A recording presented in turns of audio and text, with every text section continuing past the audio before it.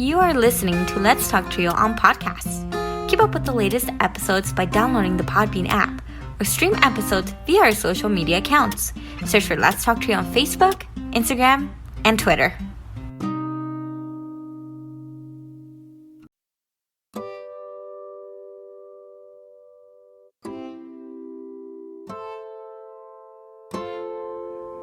This podcast episode is brought to you by Longsdale Publishing.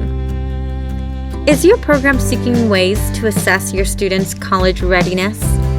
Does your program need a tool to document the effectiveness of your program? Longsdale Publishing is excited to offer the Strategic Learning Assessment, a 20-minute online assessment that provides recommendations and strategies to improve academic performance across 11 learning areas: communication, critical thinking, effective learning strategies, focus and concentration, growth mindset, persistence, seeking help, sense of belonging, stress management, test preparation, and time management. For as little as $3 per student, the Strategic Learning Assessment identifies strengths and areas for growth, along with tailored recommendations for each learning area. Want a complimentary sample account for yourself and 5 students? Contact Longsdale Publishing at 727-389-8026. Again, that number is 727-389-8026. Or visit our website for more information at www.longsdale.com. That website again is www.longsdale.com. Longsdale Publishing, your partner in student success.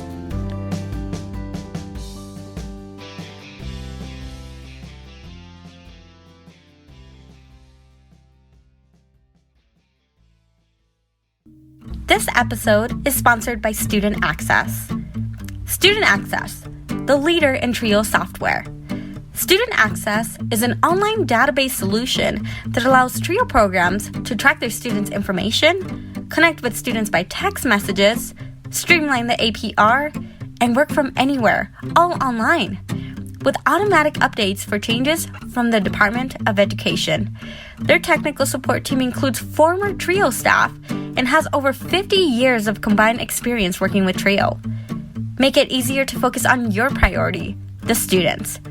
For more information and to request a free demo, visit their website at www.studentaccess.com or call them toll-free at 1-800-801-1232. That website again is www.studentaccess.com or 1-800-801-1232. Be sure to share your favorite episodes on your social media by tapping that share button. This is a great way to support the podcast. Now here's your host, Juan Rivas. Thank you, Amelia, for that wonderful introduction. Hello, Trio Nation, and welcome to this episode of Let's Talk Trio. This is Season 7, Episode 38. I am your host, Juan Rivas. Before we begin, some community announcements. Trio Nation, your voice is working. While Congress is moving to protect Trio funding for 2026, we must remain vigilant. Administrative shifts still threaten the stability of Trio grants. Take action now by calling your congressional representatives today. Thank them for their bipartisan support and urge them to ensure Trio programs remain fully funded and operational without delay. Let them know that Trio works. The link to find your congressional representatives can be found on the episode description. In today's episode, we have William Herrera, Trio alum, co-founder of the First Gen Legacy, and co-author of Dear First Gen. In this episode, we learn about William's own educational journey, discuss his motivation to help first-generation students learn about wealth, and discuss various topics around the First Gen experience in college. Coming up in just a bit, William Herrera. A heartfelt thanks to our individual supporters, Angelica Villalpando, Rosario Riley, Dr. Ryan Barone, Dr. Jamie Motley, Dr. Jeff Naputi, Angelica Valdez, Felicia Rivera, Eric Lamaster, Jeff Calden, Rick Martinez, Don Blue Sky Hill, and Jaded Electronics. Thank you to our corporate sponsors, TrioJoblist.com, Nosotros Education Center, Longsdale Publishing, Student Access, and TheTrioStore.com, powered by Proforma. Visit www.thetriostore.com, your source for Trio graduation stoles. Thank you all so much for your continued support of this podcast. You too can be a sponsor of the Let's Talk Trio podcast in one of three ways. Head on over to Patreon and search for Let's Talk Trio. Choose one of 4 patron levels. You can support this podcast for as little as $1 a month. If you own a business that serves the Trio community and want to sponsor the podcast, we have different sponsorship packages available. Contact us for details. Become a supporter with a one-time donation to the podcast business PayPal account. Our business handle is at Let's Talk Trio. Your support helps lift Trio voices. If you would like to nominate a participant, staff, or alumni to be on the podcast, send us an email at letstalktrio@gmail.com. That email again is letstalktrio@gmail.com. Again, a great episode featuring William Herrera, Trio alum, co-founder of First Gen Legacy, and co-author of Dear First Gen. Sit back, relax, and enjoy this episode.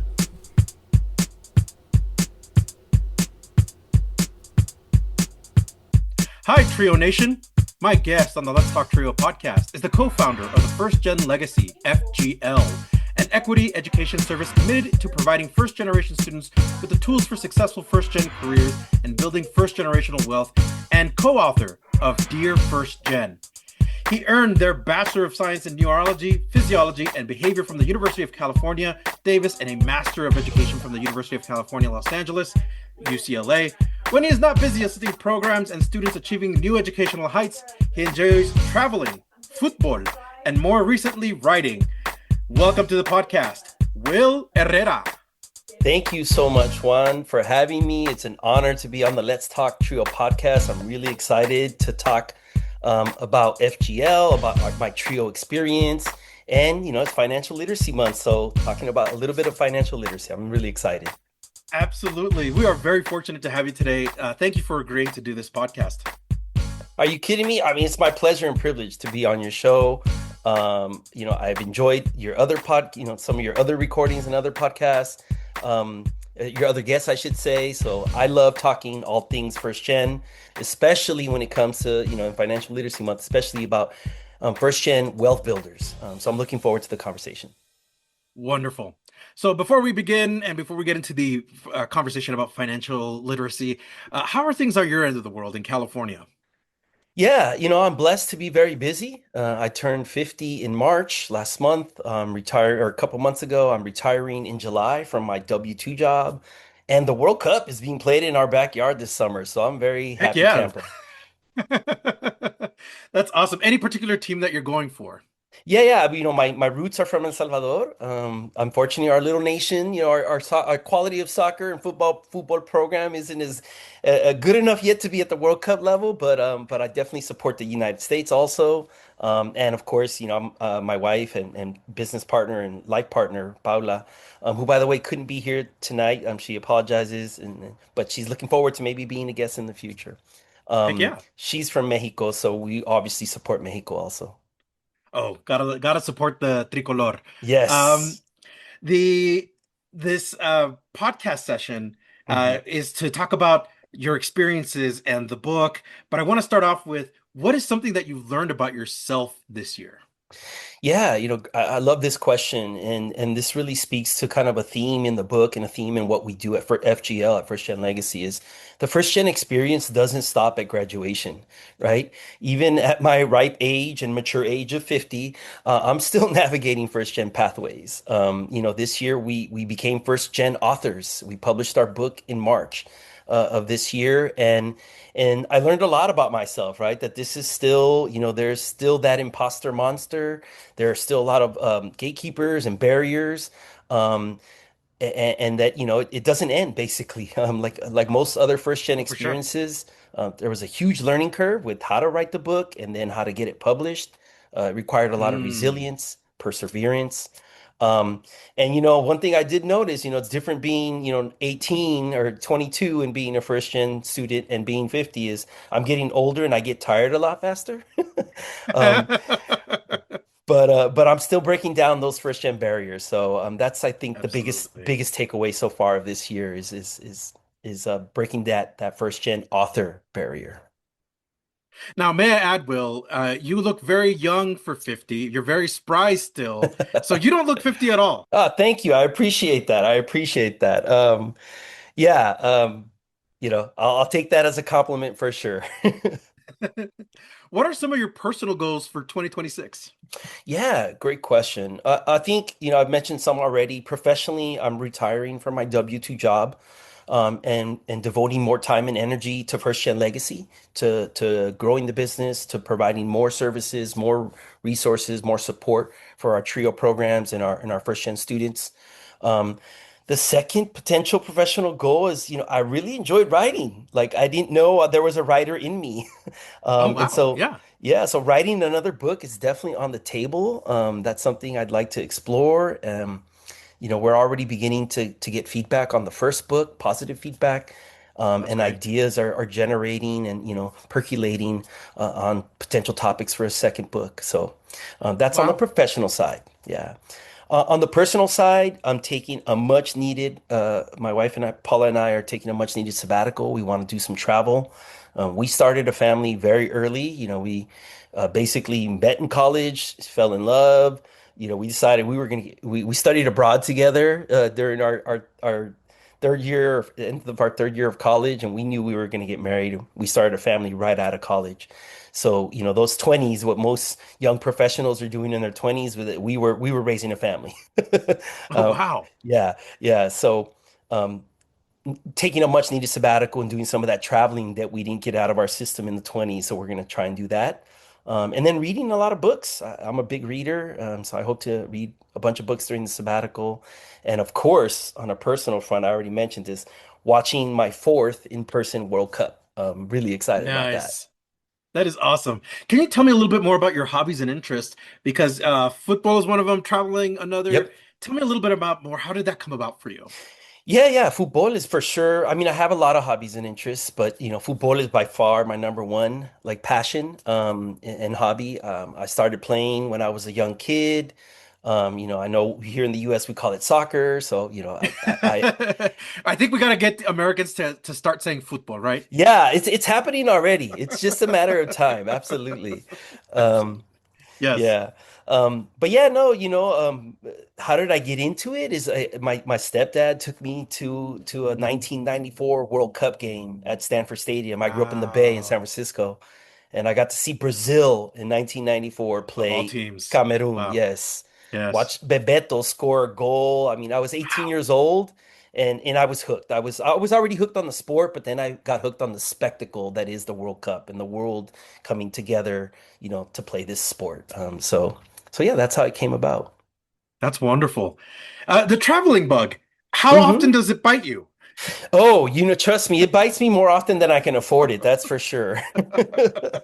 Um, I wish, Paula and I had dreams of traveling the world and maybe taking, some time after graduation, but life had different plans for us. So I definitely, have always wanted to see different parts of the world. Um, More recently, right? Now we're empty nesters. Our kids are now grown, and one of them has Mm, already graduated from college. Our baby girl is about to graduate next month. So as empty congratulations. nesters, thank you, thank you, thank you. Yeah. Um, so as empty nesters, we definitely have more time to travel, right? So Absolutely. yeah, Yeah. and we're really looking forward to this extended sabbatical where, there's a difference. I've learned that there's a difference between normal vacation travel, which is the 1 week rush. You're just like trying to see all the Mhm. sights. You want to like go take all the pictures and versus what I call now slow travel, where you're in one location for 3 weeks or even a month, Mhm. where you really like get Oh to yeah. live in that space, right? You get to learn the Hmm. culture. People start recognize you and be like, "Hey, you haven't left yet." Like, you start going to the food market and you start cooking and it's just you really Yeah. kind of in 1 month you can't fully integrate into a community, obviously, but you really start to feel like you're part of it and getting into some deeper understanding of culturally, how people live in that space. And we've really enjoyed that. So almost like an immersion and really being part of the culture. Even though, like you said, a month is not nearly enough. Is there a country that you've absolute favorite that you loved visiting? Oh my God, Or great yeah. question. Yeah, ooh, that's a tough one. I'm gonna go with the most recent Thailand. We Oh, were wow. able to be in Thailand in 2020, early 2025. Last year, we spent 45 days there. Wow. Yeah, in country and in two different cities. So most of it was in Chiang Mai, which is the north of Thailand, and we spent a little time on the beaches and the islands in the south, on the border of Malaysia also. And what an amazing country, man. Oh, it's a primarily Buddhist country, which I learned from a Buddhist monk. It's not, we see it as a religion, but it's really a philosophy of life. They're Mm, pacifists. I mean, it's just everybody is so giving, so welcoming, so caring. And it's beautiful. It's a beautiful country. It's amazing food. And one thing I didn't know, it is so, so, so much more affordable than the United States. mm-mm. The dollar goes a long, long way over there in Wow. in in Thailand. That's awesome. Yeah. So we're going to transition the conversation a little bit to talk about your college experience. Can Yeah. you talk about your experience as a first generation student and what did the college experience look like for you? Yeah, that's a great question. Like many first gen students, I experienced some serious culture shock. And the imposter monster, like we like to call it, tormented me for probably my first 4 quarters on campus. I was at UC Davis, which is on a quarter system. Um, and I'm a proud son of a single mother, immigrant woman from El Salvador. Shout out to my mom, Berta Luz Herrera. I know I'm guessing she's gonna be listening in on the session. So shout out, mom. Te quiero mucho. Um, I I lived and grew up in a very diverse community in San Francisco from 79 Hmm. to 94. Those were my formative years. So going to UC Davis, which was primarily an Asian and white school back in 94, 99, was a huge culture shock for me. Um, Hmm. and as if that wasn't enough, being Central American, being Salvadoreño, there's some cultural difference between being Mexican American, right? And most of my Oh, friends in absolutely. in, in high school were from Costa Rica, Colombia, El Salvador. So even in the space where I was felt most at home, right, the Latinx community at UC Davis, even in that space, they were mostly Mexican Americans. So even that was a bit of a culture shock for me. Um, Mm-hmm. yeah. So definitely, there was a transition period. Honestly, I don't think I would have survived my first year at Davis if I hadn't been for the trio programs that I was a part of. At UC Davis, there's a program called STEP. It's the Summer Transitional Enrichment Program, and it's essentially like a summer bridge program before classes even started. So I got Hmm. to live on campus, meet all these people who looked like me, who came from the same kind of experience, low income, first gen, um, and really learn all the support systems that were in place to help me survive that first year, right? The EOP program, the tutoring off it, the center. Um, and I was able to, and I should also note that back in those days, there were affirmative action students, right? I was an affirmative action admin. So my butt had to be in these programs, right? Um, Absolutely. Yes. yeah. But it worked, right? Trio works. That's the bottom line, is that these support systems are put in place to help us, not just to survive, but to thrive. And look at me, 30 years later. Um, and there's hundreds of thousands of students, I think, that show that these programs work and that they are effective and they help us. So yeah, Absolutely. What guidance, if any, did you receive? Yeah, I met a lot of amazing peers, just friends that I met in STEP that are still to this day some of my best friends from college. Um, I was lucky enough to have some inspirational mentors. And of course, there weren't a lot of them, but there were some elders on campus, right? That Hmm. paved the way. They were there, and they gave great advice and guidance. And so, one of the most memorable came from Joaquin Galvan. He's an OG at UC Davis. He's now retired.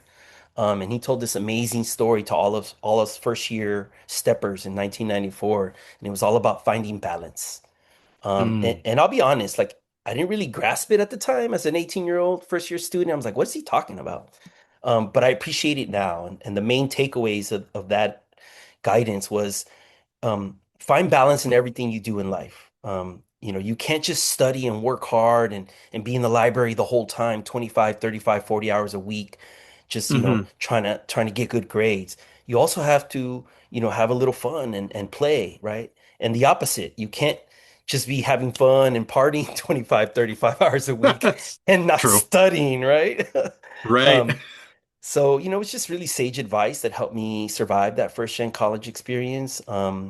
And there's a lot other advice and guidance that I got. I don't have time to, break them all down, but I will do a shameless plug for the book, which I know we're going to talk about later in the episode. But chapter 5 of the book is titled Surviving and Thriving University Life, College Hacks. And so Right on. that whole chapter is dedicated to this topic, right? If I were to pick two, like the top two things from that chapter, I would say number one piece of advice is find those campus support services programs early, right? Whether it's the TRIO SSS program, the EOP program, that summer bridge program, or at some colleges now, the first gen program, the first to go program, the undocumented student office. At UC Davis, we had a thing called the Cross Cultural Center, or if you're a Hmm. transfer student, the Transfer Center. Like all these campuses have different names for these offices, but that's the space where we got to we got to find that spot because that's going to be home. At least it was for me. And the second big piece of guidance that I really got out of the STEP program is finding and building my community, my home, my new home away from home, right? Where Hmm. do I feel comfortable? Where do I feel like I'm my authentic self, where I can thrive? And that step community that I referenced earlier is where I learned, where I found that, right? That's where I found my black and brown people, my first gen Filipinos, my Pacific Islanders, like that's where I found home. And that was a game changer for me. Yeah. Absolutely. I think a lot of students in the first generation group struggle adapting to college because they don't see themselves, or they feel out of place in college. And I like that Hmm. you emphasize the need for community, because Hmm. that should be like a very important step that students take. Why do you think students hesitate to form community in those higher institution settings? Yeah, that's a great question. Man, I really think it's rooted in the high school experience. Um, and for some students, for some first gen students, like for me, my high school didn't have a lot of black and brown students, right? It was like this really Mm-hmm. elite kind of public high school in San Francisco with, actually it looked a lot like UC Davis, to be honest. It was very white and very Asian. Um, Hmm.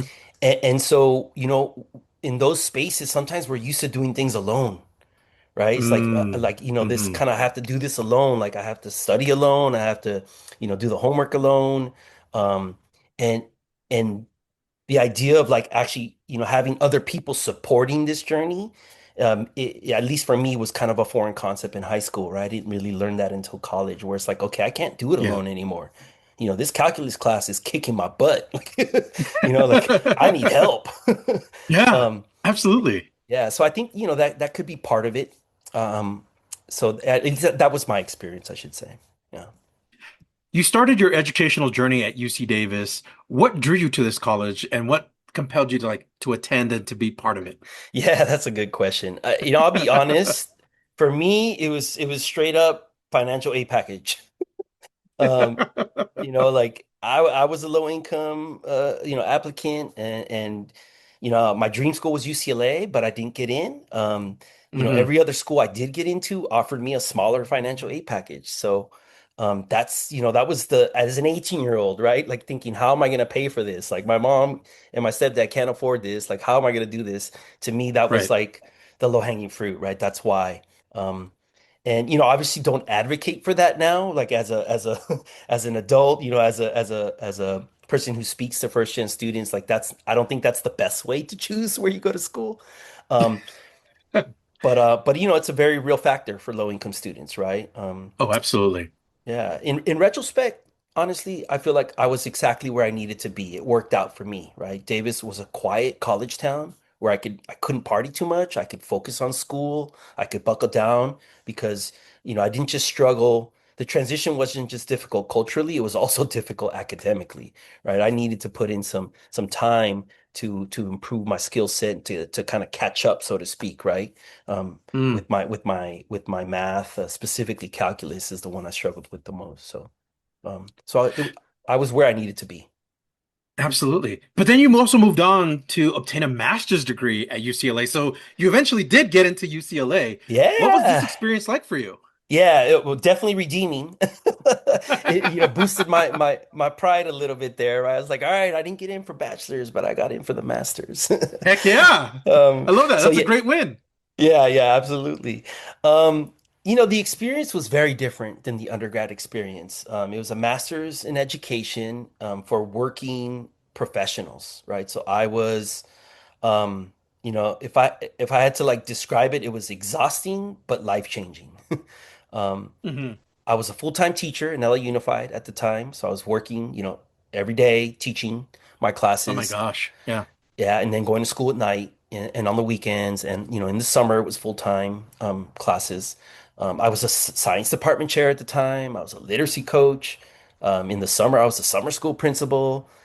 My wife, Paula, was currently enrolled as a graduate student. She was finishing up her master's at the time, and I was a father of a 3-year-old. So you can Hmm. Hmm. imagine, it was a challenge, right? There was a You lot were going juggling a on. lot. Yeah. Yes, yeah.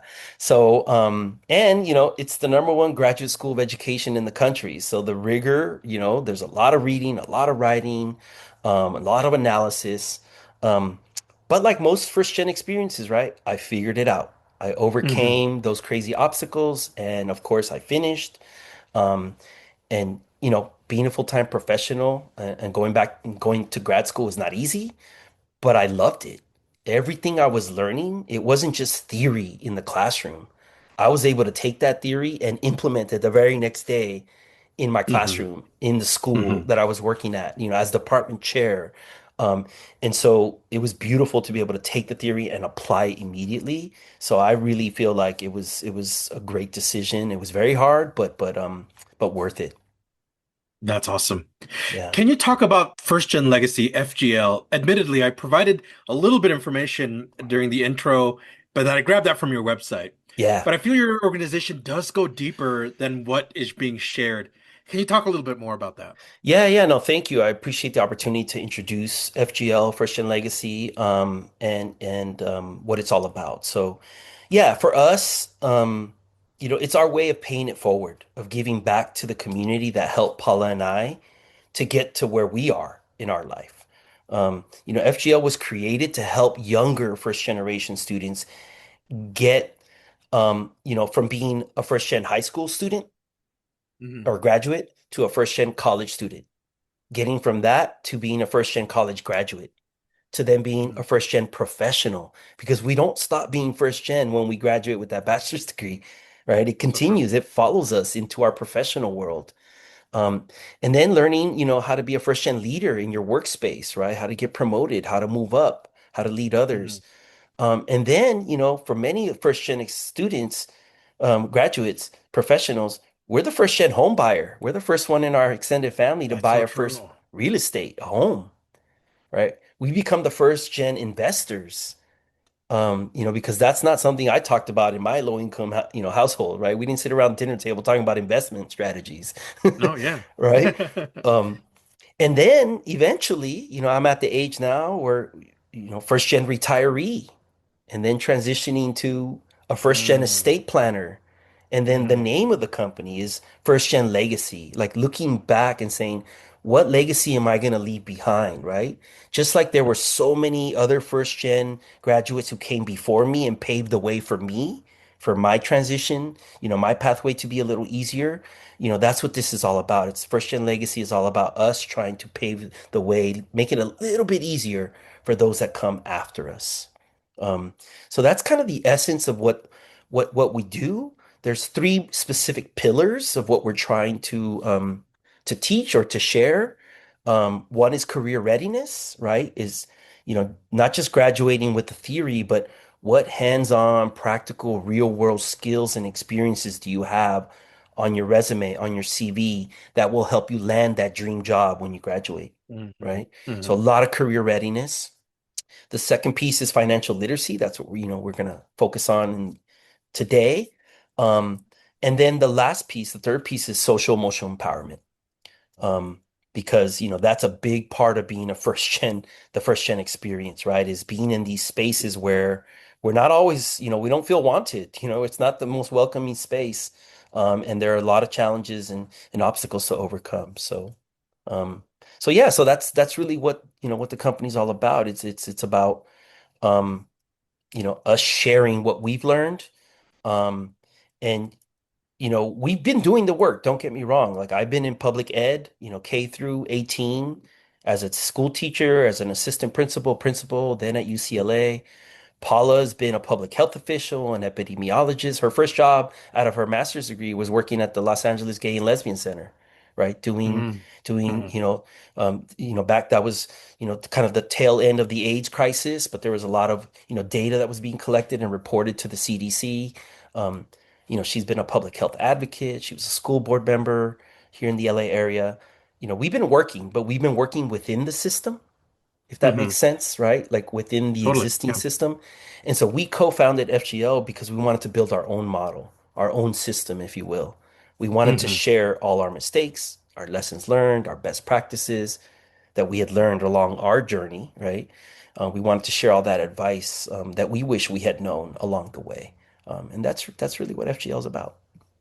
Fantastic. And we're going to get to dive into one of those first things. So, your own experience inspired the creation of this organization, FGL. With first generation students, there's a large learning gap from navigating the college experience to managing their finances. How does your organization address this the learning gap? Because often, right, first generation students are seen as they don't know this. Yep. Yeah. No, I love it. This is a great question. It brings up a term I love to talk about, the learning gap. Back in my day, people used to call it the achievement gap. Um, Mm, and, hmm. and I agree, there is a huge gap. I don't necessarily see it as a learning gap. I see it as a knowledge gap. And there's a Mm, slight nuance to the way I see these words, right? Because I believe anything can be learned when we're exposed to it. And first gen students are some of the best learners, right? They when they're exposed to a new topic, I mean, they dive, deep, right? They go deep in and they learn it as quickly and as quickly as possible. But we can't learn what we've never experienced, right? We can't learn what we don't know about. And that's, hmm. where True. the saying goes, right? I don't know what I don't know. Hmm. Hmm. So I've learned this lesson the hard way. It's not really about achievement or intelligence or learning. It's really about being exposed to the information, being exposed to the knowledge. Mm, So in my experience, all first gen students can easily learn things to fill the gap. hmm. The harder challenge, the hard part is getting exposed to the information, getting exposed to the knowledge that we didn't even know we were supposed to be learning, right? Oh, I see. Right? Yeah. So, to finally kind of to answer your question, right? FGL is trying to decrease these gaps, these knowledge gaps, these wealth gaps by exposing and sharing whatever knowledge we have with the first gen students, right? It's never too early or too late to share the obstacles, the challenges, the mistakes, the lessons learned, best Hmm. practices that one first gen student has learned. It's never too early or late to share it with somebody else, right? With another Hmm. first gen student. And I Yeah. like to call it for first gen by first gen, right? We're helping each other out. And that's what FGL is all about. Your question does reference managing finances, right? This is a great example for what I'm trying to say, right? Financial literacy I consider myself a smart person, right? I got a bachelor's degree, a master's degree from two good institutions. I never had a class that taught me financial literacy in a school Mm. setting, So you right? have to figure it out all on your own? Exactly. Right? So, we're not exposed to this information. So it's not like our fault, right? It's not our fault we don't know Yeah. this. It's just like there's no system created in place to teach us this, to share the information with us. Um, and basically that's what we're doing. FGL is trying to address this head on by exposing TRIO students as early as middle school to financial literacy. Um, That's awesome.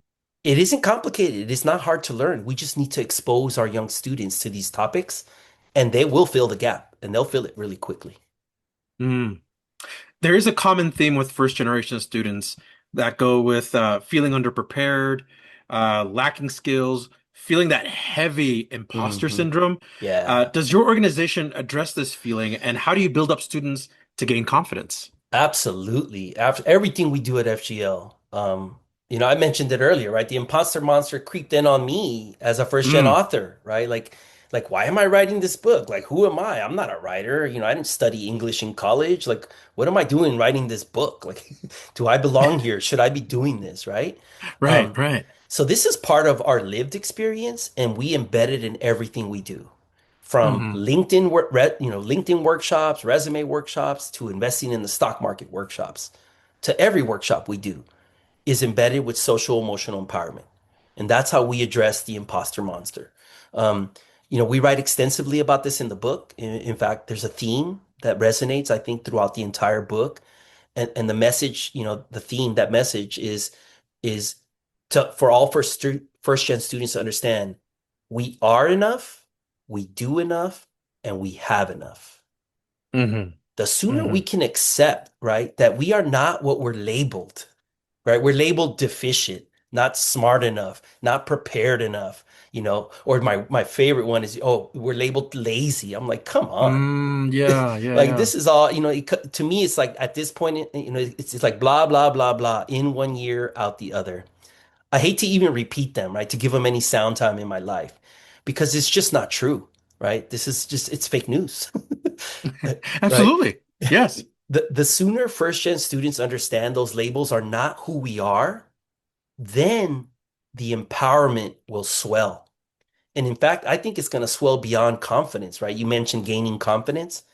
I Hmm. think we should be proud of how far we have been able to get with less money, less resources, less access, less privilege, less information. I could go on and on and on, right? The obstacles and that we've had to overcome just to get in the same room as somebody, as our peers, right? Yeah, yeah, yeah. So, bottom line, it's a tribute to our work ethic, to our problem solving skills, to our resourcefulness, that we're even standing in the same room, right? In that college class, that first year calculus class where I was struggling, right? We basically already won by most standards, to be honest.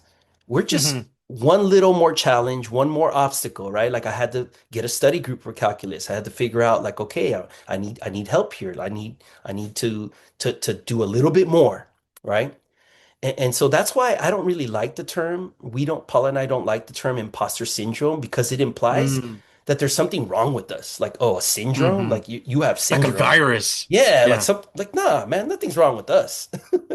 The system, the system is not built for us to succeed and thrive yet, right? Mm. So what Hmm. we like to do is we call it the imposter monstrum. And it does show up and it's very real, right? And it shows up when we least want it to. And that self-doubt, sadly, like this, it never goes away. Even as a Yeah. 50-year-old man, as a first gen author, it creeps in there. It's like, what am I doing? Why am I here? Right? What am I trying to do here? So my mind knows this, but I still feel it, when I was trying to become a first gen author, right? I'm very conscious of it, but it still creeps in. So we Mm. took the manuscript, to an experienced publishing house, and they said, you know what, Will, Paula, this book's not going to work. You got to write something different, right? And I was like, all Hmm. right, thanks for the feedback, but you know what? We're going to figure out a different way of doing this. And we Hmm. did. And the cover of the book is symbolically a labyrinth because we believe that the work lies inside each of us, right? If with enough reflection, exploration, and intention, we can find the answers that we need inside of us. Once Once we get to that point of pride in who we are and what we represent, there's no challenge too big to overcome. Not even, in this case, in this example, writing a book. Will, you're leaving me very motivated because right after our podcast session, I'm gonna go do my master's work that I need to Woohoo! do. So you're leaving me motivated, man. I I love love it. I love it. it. I love it. Jump in there, Juan. Get in there. Do it, man. So, along with navigating the college experience, your organization also discusses a very tough topic among first generation students and their families, and that's money. Yeah.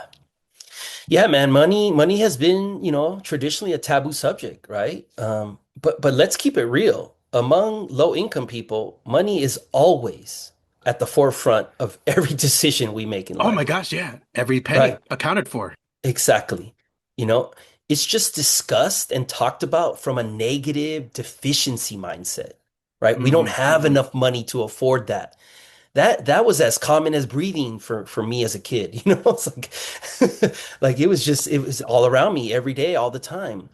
Um, Yeah. and this type of mindset obviously is going to stir a lot of negative emotions. So it's our human nature to, as a protective mechanism, to say, well, I don't want to talk about that because it brings up negative feelings, negative Oh, for connotations, sure. right? So Yeah. so so here at FGL, and what our book is trying to do is flip that script. We want Mm. to talk about money in a positive growth mindset, right?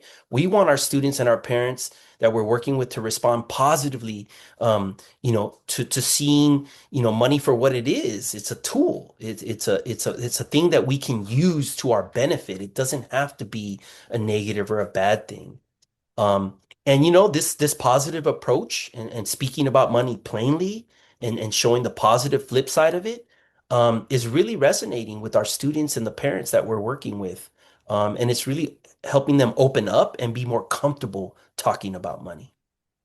That's awesome, man. I like how that opening the conversation with the students and the parent brings in kind of this very, very important understanding of how to use money as a tool. So, but Hmm. to not to belabor a point and not to hit it too hard, but money is a hard topic to talk about Hmm. because, as you pointed out, it's so taboo.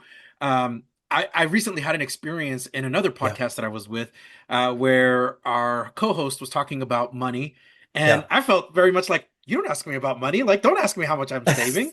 Um, Yeah. so yeah, I've always had this like very weird view about money. Absolutely. And you're not the only one, Juan. Most of us, right? I mean, look, I learned a long time ago that comparing myself to others is not mentally, emotionally, or even physically good for me. Um, and in my experience, Mm. that's when people talk about money, it's always a comparison game, right? It's like, oh, on Instagram, oh, they just Yeah, bought a yeah, new yeah. car, or oh, look, they just took a vacation to whatever, The Cancun, or like Lambos, look at that. Yeah. yeah, right. It's this comparison game, and I think social media is having a Yes. skewed impact on like people thinking that everybody lives this way all the time, and it's just not true, right? It's not reality. Um, so I think in my experience, there will always be someone with a better experience, with better grades, with more skills, with more money. But I've also learned that there's a lot of Mm. people with less experience, less great, less skills, less money than me. The point really is not to compare Hmm. ourselves, right? But to see what others are doing so that we can learn those best practices that we might be able to apply to our own lives. This is how I like talking about money, I like right? that. I don't ask somebody for their net worth because, I want to feel like, oh my God, I have less or they have more, or I have more. Or, I don't ask people, what's your savings rate because I want to compare myself to them.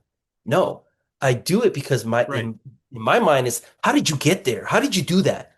Share what you did, right, to Hmm. have that high savings rate or to have, built up that net worth, that wealth. Again, it goes back to just reframing it from a growth mindset, not a deficiency mindset. I like that. Reframing it to where the money is a topic that can be very comfortable to talk about and not make it so taboo, or almost, and it feels at this point for a lot of first generation students, it feels like it's a gate kept type of topic, right? Like there's gatekeepers to Yes, it. absolutely. Yes, absolutely. Agreed. So what makes it challenging? And again, you've already highlighted some great points about what makes it challenging, but Yeah. what are additional factors that make it hard to discuss, address, and manage money for students personally? Yeah, the management of money, there's a whole area of research, and I fell into this rabbit hole and I was just mind blown. There's a Mm, whole area of mm, research called financial psychology or behavioral finance. mm. Um, and they've been studying, psychologists have been studying how the brain, makes these financial decisions. Um, Oh, for for interesting. for years, man, for years. Yeah, And yeah. guess who's using all that research right now? It's companies and corporations that are trying to sell you things. So they're No, using that research to market yeah. products to us to get us to buy their stuff, right? Wow. And there's no flip side to that, right? There's nobody saying, No. hey, here's the psychology of why it's so hard for you to make these money decisions. Nobody's out there preaching or teaching that, right? Um, Yeah, yeah. and look, I'm no psychologist, all right? So I'm not trying to speak as an expert here. I'm just saying, like what I've read is our emotions dictate a majority of our money decisions.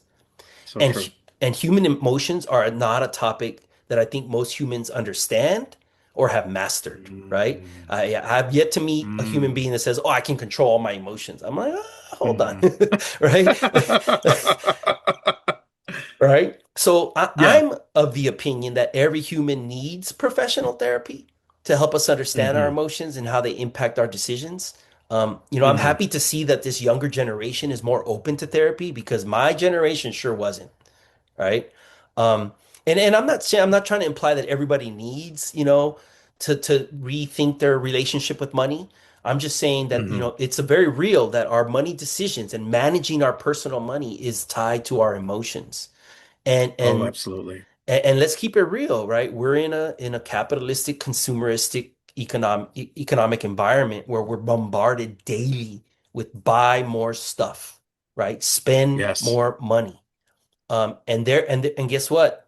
They're winning that war in our brains, right? Our Oh my brains gosh. are like, yes, I want that new TV. Oh my God. Or, like even though my car works just fine, I want a newer one, right? Right. Like I want a nicer, shinier one or one that smells new. Um, They create this constant thing for a need, right? Like, oh, I have mhm. this old thing, I need to upgrade to this thing. Oh, I have my old phone, I need to upgrade to this new phone. Yep, This old plan, I want to upgrade to unlimited plus. that's right. That's right. And that's not going to stop, right? This is where we live. This is the environment where we're surrounded and bombarded with every day. So we individually have to actively work against that, right? We need to Oh, yes. retrain our brains to resist, right? To say, no, I actually don't need that, right? And we have to shift that mindset Okay. from consumer to just buy and spend every single dollar I bring in to, let me invest in my future self. Let me save some money. Let me invest some money. Let me, instead of making those corporations and businesses wealthy by buying their stuff, let me Hmm. save that money and invest that money to make myself wealthy, to build my net worth. Um, and Absolutely. that's a mindset shift that needs to happen in all of us, I think. Speaking of that mind shift, so how do you talk about money to first generation students? Because that mind shift is so Yeah. important to help them think differently. And I Mhm. think that's difficult, isn't it? Absolutely. It's hard. Oh boy, is it hard. I like to break it down to its simplest roots. At the end of the day, money is a tool. Humans have created it to be able to exchange goods and services, right? Like Hmm. I want Hmm. that, I want that you know, uh, service of having my car washed. Well, I need to pay money for somebody, to do that, right? If I want Hmm. to buy that food product at the market, then I have to pay money to buy that food. Um, the way we earn money is pretty simple. We trade our time and energy and our skills, Hmm. right? Like Hmm. we have a job, and in that job, we're giving ourselves a lot of time. Most of us work 40 hours a week at minimum. Many people work more than that. And for that, you get in exchange a wage, right? You get paid. You get paid money. Um, Hmm. wealth is actually pretty simple concept. I illustrate it to students with, with the triangle. In each point, there's 3 points to the triangle, right? One point of the Hmm. triangle is earning money, right? You have to go out there and get a job. You have to give your time, your energy, your skills, and then that company or that employer will compensate you, right? They'll pay you a salary Hmm. or a wage or an Right. hourly wage, right? So that's how Right. you earn money. That's point one of the triangle. The second point of the triangle is spending money, right? And like we just discussed, we're very good at that, right? We're I very was good going at to say, that. we're experts, right? We're pretty Yeah, much experts we at that. every American, right? The average American is in credit card debt, right? Of $15,000. Oh, We're yeah. experts at spending. That's not a Hmm. problem, right? Hmm. Obviously, the reason many of us low-income first-gen students go to college is because we want to be able to earn more money. We want to get better jobs, higher paying jobs, right? So that's two That's the points of the draw. triangle. Now, Hmm. the third point of the wealth triangle is the point that nobody talks about. That's the one that the information we got to get it in front of our first gen audience. And that's the Hmm. third point is investing, saving and Oh, investing the difference between what you earn and what you spend. Right? So if I earn $30,000 a year and I only spend 25,000, I save 5. If I invest that 5,000 can make more money for me. Right? And that's the third part of the wealth triangle that nobody talks about. And the mm. simplest way to build wealth is to spend less than you make and invest the difference.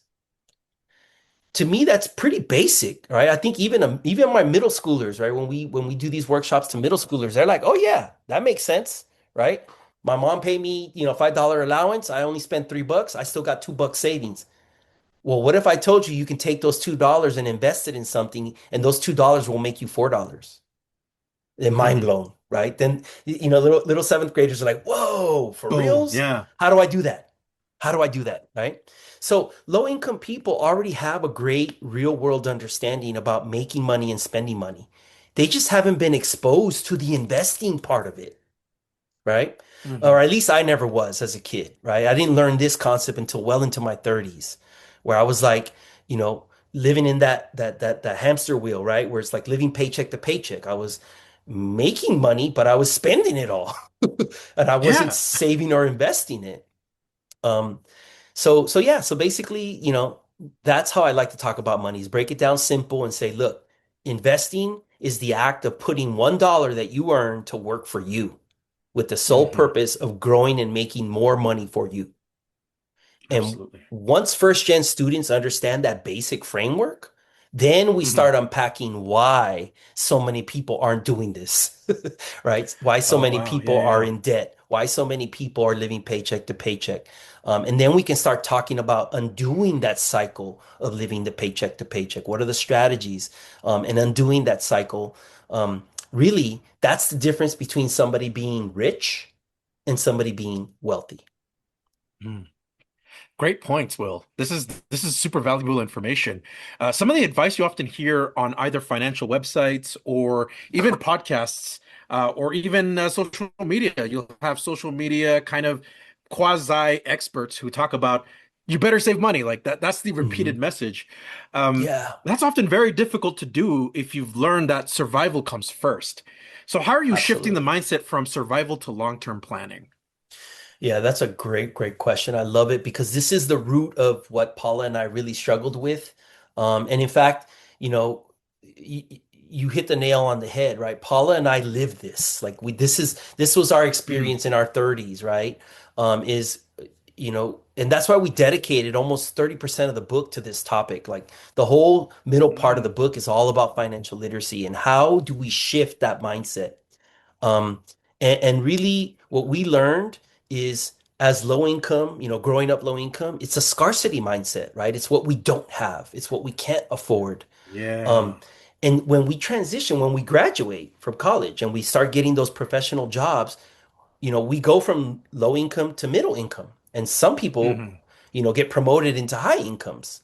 Um, and that's when you got to acknowledge and come to terms with the concept, right? Like, am I only going to pay my current self or do I want to pay my future self? Let me explain what I mean by that, right?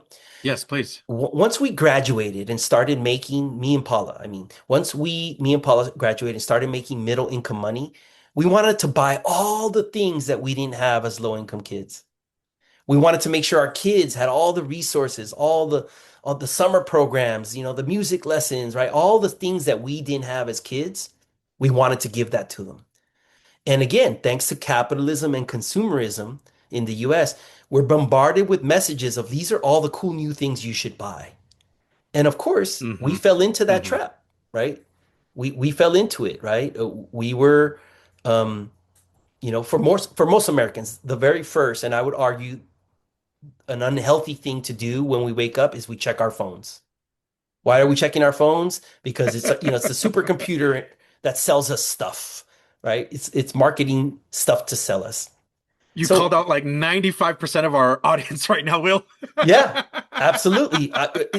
Trust me, I'm guilty too. Don't get me wrong. No judgment. I do the same exact thing, right? Yeah. I do the same exact thing. I'm guilty of it too, right? Same. I guess, the point I'm trying to make here is that it's the American dream to buy more stuff, to buy new stuff. We called it in our book the immigrant dream, right? Because we both came from families of immigrants. And this is why people come to this country, right? To earn more money, to improve their living standard, right? To buy more things that they couldn't have back home in their home country.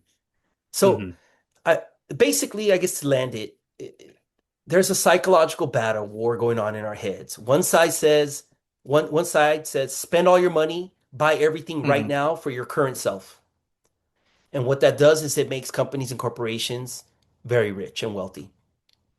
The mindset shift is no, right? The other side says save your money and invest it for your future self to spend so that you don't have to be stuck in a perpetual cycle of working, of trading your time and energy for money. To earn the money to pay for all the stuff that your current self wants. Once our brain understands that saving and investing is for our future self, it's so that we don't have to work until we die, right? It's so that it's so that we can stop, so we can stop working at some point and retire. We need to, and you said saving in your question. I want to add part of it. I keep saying this, but I want to stress it. Just saving money in a savings account is not an investment. That's not going to grow, right? We need to save the money and then invest it in something that will grow. Right. And that's how we grow wealth. That's when that dollar you invest starts making more dollars. That's how we grow our wealth. And that's the growth mindset, right? Going from a scarcity mindset to a growth mindset, I think is how we get people to shift from survival mode to no, right? Like this is actually in my best interest for my future self so that at 50 or 55 or 60, I can actually stop working. Absolutely. We'll be right back after a word from our sponsor. Are you seeking guidance to enhance your TRIO project's effectiveness and success? Look no further. Nosotros Education Center, NEC, is here to empower your TRIO project with expert consulting services. NEC's mission is to promote the effectiveness and impact of TRIO programs. Since 2003, NEC has specialized in providing professional development and in-service staff trainings, allowable cost services, for TRIO projects across the country. The team at NEC, with over 60 years of combined TRIO experience, offers customized workshops and seminars for project staff, compliance assessments, external evaluations, working on and submitting APRs, database customization and training, developments of policies and procedures manuals, and project implementation or reorganization services. Additionally, NEC has secured over $774 million in federal funding with a 92% success rate through their live and on-demand proposal workshops, assistance with data collection and review, detailed technical reviews, and comprehensive proposal development services. Join the hundreds of colleges, agencies, and TRIO projects across the country who benefited from NEC's expertise. Nosotros Education Center, your partner in TRIO's project success. Visit their website at nosotrosedu.org. Again, that's nosotrosedu.org.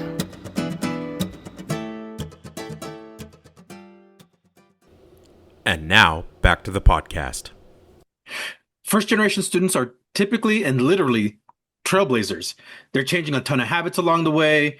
In your experience, which foundations must change first in order to create and sustain new habits?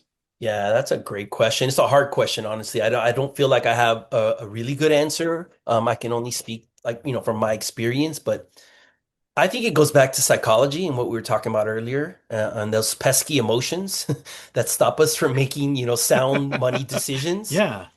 Uh-huh. Um, you know, I found that, creating new habits is really about, am I properly bought in and motivated, right? Once I believe in Yeah. something and I'm properly like, I'm motivated, like this is something I need to change, I want to change, Hmm. creating those new habits is actually not that hard for me personally.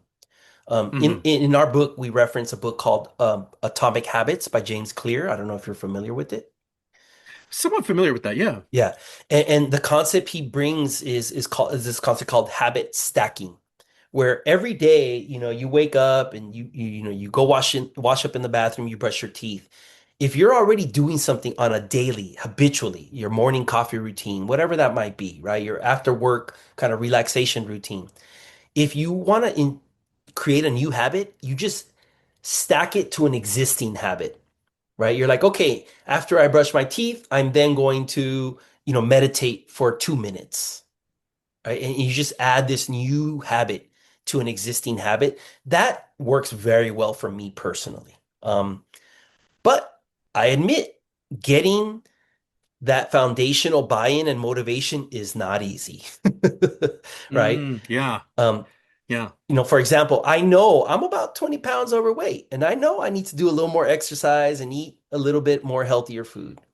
But because I'm still in relatively good health, I'm not on any medications, I can still do most of the physical things I like to do, you know, um, I'm not properly motivated yet to actually change and build those new habits. So I think people have to Okay. want to change enough to start to create those new habits. So that's my I think insufficient answer. No, I like that. That's a very sufficient answer. But you also go several steps beyond just discussing money because you describe it as as building wealth. Yeah. So this is a monumental shift in discussing financial topics because folks typically see money as managing your finances, hmm but you describe it as building wealth, which seems very intentional. Was that on it purpose? absolutely, yes, absolutely intentional. There's a growing movement that we talk about in the book in this country. It's called Financial Independence, Retire Early, the FIRE movement. Have you ever heard of that? I've not heard of this. No. Okay, I highly recommend you look it up. And I learned about this when I decided I was properly motivated. I was done living paycheck to paycheck. I did not want to be worried about money anymore. I didn't want to be like, oh my Mm, God, it's the end of the month. Am I gonna overdraft my account? Like, am I gonna have to pay for this on a credit card? That didn't feel good, right? This is when I truly learned the difference between being rich and being wealthy, right? And there's a big difference between those two words. By most measures, Paula and I were rich. We bought a home, we made good mm. salaries, we had comfortable middle class lifestyle. But we still felt like those low income kids because at the end of the month we were still worried about money, right? Yeah, yeah. Right? It's almost like a response internally. Yeah. Even though we weren't low income anymore, right? We were Yeah. still living paycheck to paycheck, which has the same negative sensations. So a rich person, right? The difference between rich and wealthy and why we use wealthy. A rich person Hmm. can make $100,000 a year, 125,000, 175,000, 200,000, heck, even $500,000 a year. I think you see where I'm going with this. It doesn't matter Yeah, how yeah. much money somebody makes. If I'm making $100,000 a year, but I'm spending $110,000 in that same year, guess what? I'm still negative 10,000 on credit card debt, Mm, right? So a rich person makes a lot of money, but they spend it all. In fact, yeah, they spend yeah, more than they make because they got a credit card debt that they're racking up, right? yeah. So so basically, they might not be poor. A rich person is not technically poor, but it sure feels like they're stuck, right? It feels like they're stuck in this Yeah. never-ending spending cycle where they're spending more than they make. The solution, in my opinion, my humble opinion, is, and this is what helped Paula and I, we went from being rich to being wealthy, right? And there's Mm. different solutions, right? Some people in the United States, most people are like, how do I make more money? That's the solution. Oh, if I just get a raise, if I work harder, I'll get a promotion, I'll get a raise, and then I'll have more money. But they don't Yeah. fix the spending problem, right? Then they just spend it all again. Yeah. Just yeah. It's a vicious cycle, right? So Absolutely. the Absolutely. real solution is building wealth, and what that means is like I explained in the triangle earlier, right? Spend less than you make. So if you make Hmm. $100,000 a year, maybe you only spend 90. Save 10,000, and with that savings, invest that $10,000. And guess Hmm. what? That 10,000, or maybe only you only invest 5,000 and you leave 5,000 in your savings, right? That 5,000 that you invest will start growing. And in 30 Hmm. years and in 20 years, or if you're a really aggressive saver, in 10 years, your investments are going to start bringing in enough money that you can consider the idea of not having to work anymore. Mm-hmm. And exposing first gen students and first gen professionals to this concept is our intention. That's what we're trying to do. That is awesome. So rarely do you see the word wealth with finance discussion for first generation students because Mhm. that feels like such a leap and such a large gap. Do you find that students struggle to define or describe this word in your presentation or discussions? Yeah, good question. I think they grasp it pretty well, actually. Once it's framed as you're saving for your future self, for so Hmm. that all your basic needs are met, right? And then you can become work optional. Like, when I ask students, do you want to work until you die? The answer is pretty simple, right? Every student always says, no, why would I want to do No, yeah, that? that's horrified. Like Yeah, what? right? Like, that's crazy. What are you talking about? Yeah, And then yeah. I tell them, well, you know what? As a low income student, most of my elders, my older aunts and uncles, worked until they physically were unable to work anymore, Hmm. right? Until they were like disabled, right? Most students understand that, look, I don't want to work until I die. So it's okay for me to take a little bit of the money that I'm making today and not spend Hmm. it all on my current self, but to save some, invest some for my future self so that I don't have to work until I die.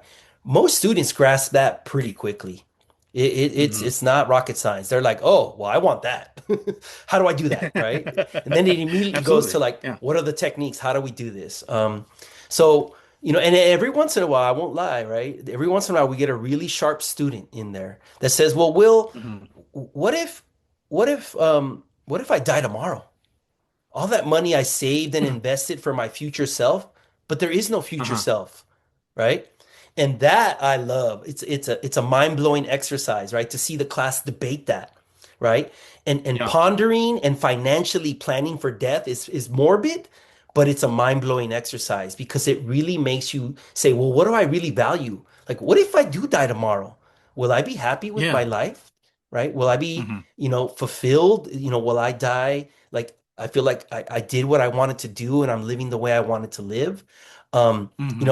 It brings up really philosophical questions that even high school students get into.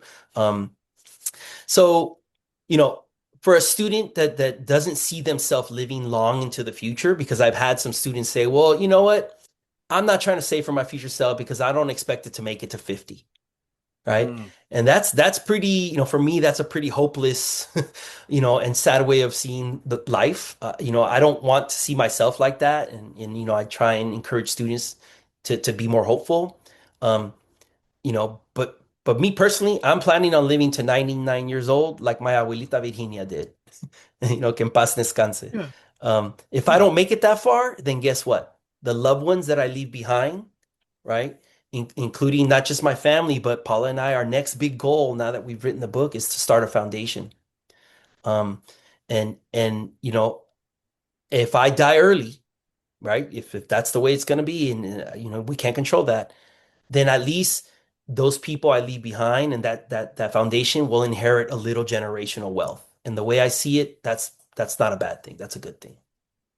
That's awesome. I like that also a different mind shift on that. Hmm. So when I think of the word wealth, personally, I think of a limitless resource, large amounts of money. But in Yeah. your system, you describe it as something that's attainable and doable. Yeah. Yeah, man. We don't define wealth as limitless. I think this is a very capitalistic mentality, right? This is an American way to Hmm. define wealth. Hmm. I Hmm. have zero desire to become Bill Gates, Hmm. right? Nah, man, I don't need that much money. I just want to be able to stop working at some point, right? I want to have Hmm. enough assets that produce enough money for me to live a basic standard of life until I die. Hmm. A roof over Hmm. my head, food in my belly, health insurance, right? I, you know, I, I like to call this financial freedom or financial independence, right? And that's really the point of wealth, building wealth is for financial freedom and independence. We also introduced this concept in the book of enough, right? There's a great book I highly recommend. Vicki Robbins and Joe Dominguez wrote an incredible book called Your Money or Your Life. And my Hmm. big takeaway from that book is I need to define what is enough for me, right? Is $1 million of net worth enough? Or do I need 2.5 million? Or do I need 5 Hmm. million? Or do I need 10 Hmm. million? Or no, you know what? I want more. I want 100 million. You see where I'm going with this, right? I do. Yeah, yeah. I love the US and the capitalist economy it was built on, but my biggest critique is this concept of this insatiable, limitless accumulation of money, this Hmm. billionaire mindset. Hmm. No, I don't think any human needs that much money, man. You know, and I grew up poor. I grew up poor, so I certainly don't need that much. I value my time, my spirituality, my relationships, my travel, my experiences a lot more than I value, that money. And it's Hmm. true, money does buy you certain things, right? Like it's true. I'm not denying that. Um, but going back to the theme of the one of the themes of the book is we have to get to the point as a first gen professional and as a wealth builder of I have enough, I am enough, I do enough, right? I don't want to get into like different economic models. That's not the topic of our talk today. But again, my personal goal is not to accumulate this limitless amount of wealth. My goal is simply to live comfortably and have some resources to redistribute back into my community. And that's why we want to start a foundation so that we can start paying it forward and giving back, not just advice and knowledge, and experience, but actual like some actual, things that cost money. Um, Absolutely. Yeah. yeah, yeah. Will, I love that you reflected about what enough means and this kind of, I don't want to call it antithesis, but almost Hmm. like a going against the mindset of I gotta accumulate more. Hmm. It feels like trying to accumulate more is like trying to fill an empty spot in yourself of Yes. here's the things I need. I don't have community, or I don't have this, I don't have that. So I'm filling it with a lot of things and I need a ton of money to do that. Whereas your thinking is like we got to be reflective and purposeful about ourselves and see what we're doing with this money to benefit the community. Absolutely. Oh my God. I love the way you framed that, Juan.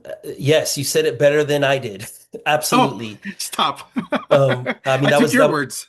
that was beautiful. I mean, there's another podcast, that we discovered in our, financial literacy journey, called you oh, I'm sorry, I'm gonna forget it. It's Paula Pant. Um, yeah, sorry. You can afford anything, but not everything, right? So it's really about, Mm, like you said, mhm, being intentional with how you want to spend your money, right? mhm. And I'll use the World Cup as a great example. Like, I'm not happy with FIFA right now, right? Oh no, nobody is right. These ticket prices are exorbitant and It's borderline, ridiculous. ridiculous, right? Um, but I'm not gonna go to. I'm only gonna go probably to one game. Um, and I'm gonna, but intentionally, like this is something I really love, right? This is something I enjoy. It does fulfill me. It brings me joy, happiness. Like I really enjoy watching these live games at the World Cup. So, I'm willing to pay for one game, right? I'm not going to Yeah, go to 20 games. I can't afford it, right? But I can do one absolutely. game. So it's about Yeah. being intentional with how we want to spend our money. And let's keep it real. There's a lot of things that we Americans buy that bring us like 10 seconds of joy and happiness, and then we move Mm, on, yeah. right? And then we're just filling landfills. Um, Yes. so you Oh, nailed it. It's agreed. it's about being intentional with how we spend our money and making sure that we're spending in a way that we really value and not wasteful with it, right? Not spending on something that's not going to give us long-term joy, happiness, and fulfillment. Absolutely. So one aspect you cover finances, and the other aspect is you cover the college process. While TRIO programs and college access initiatives, they attempt to address educational equity and access, it still Yep. feels like there's a very much heavy gatekeeping element to the college process. How does your Oh yeah. organization demystify that process, and how does your partnership with TRIO programs look like? Yeah, great question. Absolutely. Gatekeeping is very real. Um, You know, so I want to address the first part of the question, right? Like, how these universities and colleges and this system, I'll just generalize it. This educational system has some very real barriers and obstacles, and there's some very real gatekeeping happening, right? And Yeah. so I want to address that part first, and then I'll address the second part of how FGL works with TRIO programs and how we try and, to overcome that. One of the hardest lessons, that I've come to accept is that there will always be haters and gatekeepers who don't want me in their space, right? Yeah. And that's still happening to this day, right? I gave you the example of the publisher and the publishing house that said, no, your book is not, it's not good enough. Um, Mm. but as a first gen trailblazer, like you mentioned, I've learned, and I think most first gen students have learned to bypass and get around those haters, right? Hmm. And we do that by finding allies who do want to help us. Um, I've worked at UCLA for the last 16 years, and I help engineering students find industry internships. And getting that internship, that very first internship, is super, super hard, right? I mean, they have to apply to 100 positions. Maybe they get one or three interviews. And if they're lucky, they get an offer, right? And I tell students, all those doors, all those gatekeepers where those doors get slammed in your face, don't focus Hmm. on them, right? Focus on the next door. Focus on the next application. How can you present yourself in the most positive way so that somebody gives you the opportunity? Right?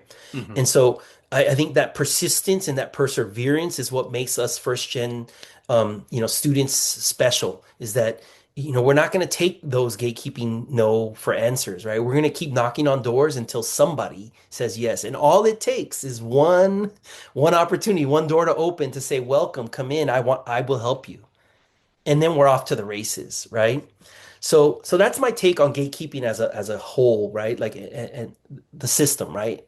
Um, is and this is what we teach our students, and this is what FGL is all about. Is let's stop wasting our time with the gatekeepers. Let's find another route to get into the space. And why we created FGL is because we are trying to create new spaces, right? Where in new spaces like trio programs where there are no gatekeepers. Like we get it. We have lived this, right? We deliver all Absolutely. of our work from a perspective that you can make your dreams come true, that we are here as a resource to you to empower you to help you achieve whatever goal you set for yourself. Um, and we deliver this message, right? Like, in español se dice, sí se puede, right? And we frame it as this is the career readiness you're going to need, right? To achieve that career goal. Here's the financial literacy that you need to be able to reach financial independence and freedom. Here's the emotional empowerment, right? The mindset shifts that need to happen so that you can achieve all your dreams and goals. And this is why we love working with Trio partners because they get it and they support this Hmm. message. They're all about it. And so, they see what we're offering and they understand how important it is to get this in front of their students. So yeah, man, that's I guess that's my answer.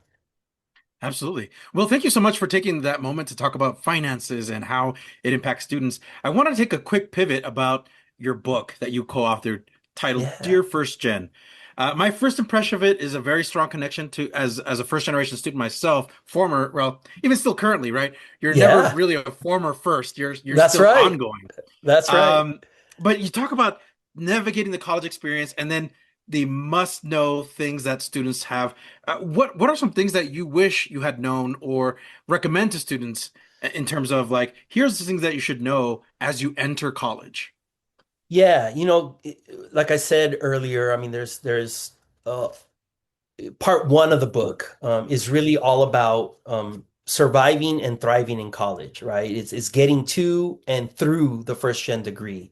So we have Oh, three yes. chapters in the book that talk about, how to prepare both in high school, how to prepare for college, but also then once Hmm. you get to college, right? Like what are the college hacks that are going to help you not just graduate but hopefully graduate with the lowest amount of debt, right? Because we know Hmm. how Hmm. expensive, college tuition, university tuition is now, right? It's a different ball game than when I went to school or when, the first gens went to school in the 60s, in the 70s, right? And so there's a lot in the book, and I can only kind of like reference, to it and encourage people to pick it up and read it. Um, because there's so much to it, right? There's so much advice that we wish we had known when we were at that stage in our life. You know, some of the things I've already talked about, I'll just reiterate quickly is career readiness, making sure that you don't just go to class and get good grades, but that you actually have some hands-on, technical, real-world experience in the field that you want to go into. Because Hmm. those are the resume building things that are going to help you land that dream job when you graduate. So the Absolutely. career readiness piece is critical. And then, we already talked earlier about finding your community, finding the resources, making sure that you're surviving and thriving academically because it's not easy. Um, and then there's the social emotional piece, right? Finding community and making sure that you don't let um, these messages that we're bombarded with. Like, when I was affirmative action admin, I had many conversations with students who are like, "Oh, the only reason you got in is because you're affirmative action student." And I was like, "Well, no, that's not true. I got in because I worked my butt off." And I've been working to catch up and these are all the obstacles and struggles that I've had to overcome just to get to this point, right? Um, so I think the social emotional piece is another critical piece for students. So yeah. Absolutely. So you oft in the book you reference helping students and helping them step into their genius. For a student who is currently struggling with imposter syndrome or the imposter hmm monster, how do you define that genius? How can they start to recognize it in themselves? Oh, that's a great question. My wife Paula studied genetics. That was her bachelor's degree from UC Davis. And there's a lot of impressive new genetic work that's happening now. Back when we were in school, we were still mapping DNA, right? We were still mapping the human genome, but we've advanced so much in those 25, 30 years. Um, and there's new research out there that says like our DNA, we we inherited that from our ancestors, right? Mm. And it's in Hmm. us. Like we have the same DNA that our ancestors had, thousands of years ago. And Hmm. so to answer the question, stepping into our genius, the way, especially for somebody who's feeling that imposter monster and who's believing these outside messages of we're not good enough or, we're not smart enough or, whatever, our gap is too big to close, right? We can't do it. The answer of stepping into your genius is all about knowing our history and Hmm. recognizing our roots. For me Mm. personally, my indigenous community, right? Looking at the continent of the Americas, right? From North America, indigenous communities, all the way down to South America to Peru and the Incas, right? The Aztecs, the Mayans. Um, all of these indigenous communities were thriving societies of math and science and culture. before the conquistadores arrived. Our people have survived genocide, blatant racism, deliberate erasure of our language and culture. Yet we still stand here today. We have persevered. We have persisted. In general, expanding beyond my own personal indigenous ancestry, every Hmm. immigrant group that came to the United States, right, including our African American brothers and sisters that were forced, you know, to this land, they've survived unimaginable oppression and challenges. Yet Hmm. they stand here today still, right? We come from a line of people that have found a way to survive and thrive, right? It should not be seen, today is no different, right? Our communities are under attack right now, right? This current administration, politically, the society, immigrants are the problem, and blah, blah, blah, right? Trio's under attack, right?